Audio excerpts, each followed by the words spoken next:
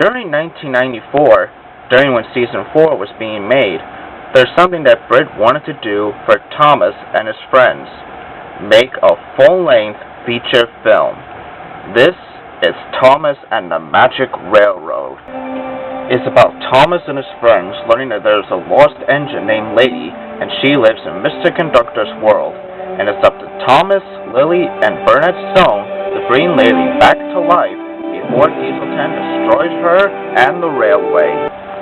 The idea of the movie was to base not only on Thomas, but Shining Time Station as well. To promote the movie, Nick Jr. would show earlier episodes of Shining Time Station, but only seasons 2 and 3. The film began in February 1996, with Britt signing a contract with Paramount Studios to write the script for the film. And during the summer of 1998, Britt saw a travel magazine advertised from the Isles of Men film consummations. They were offering very attractive tax infant stations to companies wanting to film there. A few weeks later, Britt paid a visit to the Isles of Men to insist on how the locate fit her version of the film. After that, Britt and her team went and made the film. For human actors, they got Alec Baldwin as Mr. Conductor, Peter Fonda as Burnett, Marl Wilson as Lily, Dee Conn as Stacy Jones, and Michael E. Rogers as Mr. Conductor's cousin. During the filming, and when they showed it to the test audience, there were lots of things that the test audience didn't like, and they had to remake the whole film so that it would please the audience. One of the things that was changed was the voices for some of the engines.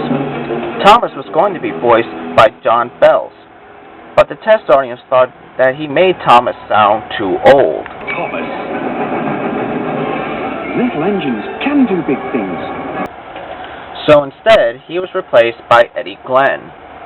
Run, lady, quickly, and I'm going to help you. Percy and James were going to be voiced by UK narrator Michael Angelis, but like Thomas, the test audience rejected him because he made them sound too old and not convincing enough. So Percy and James would be voiced by two Sailor Moon actresses. Linda Ballantine was Percy. Thomas, I was thinking, how does Mr. Conductor travel here? And Susan Roman was James.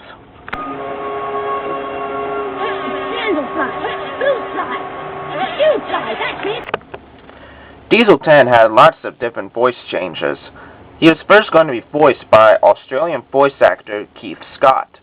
He tried to do Diesel 10 twice, but again he was rejected by the test audience, thinking he sounded too scary for the kids. Losing your sparkle, eh? What perfect timing! Things are gonna change around here. So he was replaced by Canadian actor and improvised comedian Neil Crone. When he got the role, he first tried it in a gruff Russian voice, but the test audience thought he was being offensive.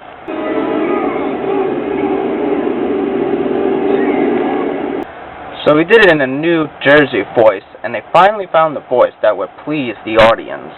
Diesel 10. Help you? You'll always need help, because steam engines are cowardly, ranky, worn-out hunks of metal who couldn't hurt a fly. The last main thing they changed in the movie was the real villain, P.T. Boomer, played by Doug Lennox. P.T. Boomer was going to be the real main villain in this movie, not Diesel 10, and he was the one that crashed Lady 2. He was always a bully to Burnett Stone, and would come back later to find Lady and destroy her for good. He was removed from the film because the test audience thought he would be too scary for the kids. So he was removed, and because of this, they had to rewrite the whole entire script, and they had to work as fast as they could to meet their deadline. After all the changes and all the hard work they did, they were ready to put the film into theaters. It first came out in the UK on July 14, 2000, then in the US on July 26 in the same year. At the box office, it didn't do so well, making only $15,784,009. As for the critics, it didn't do so well either.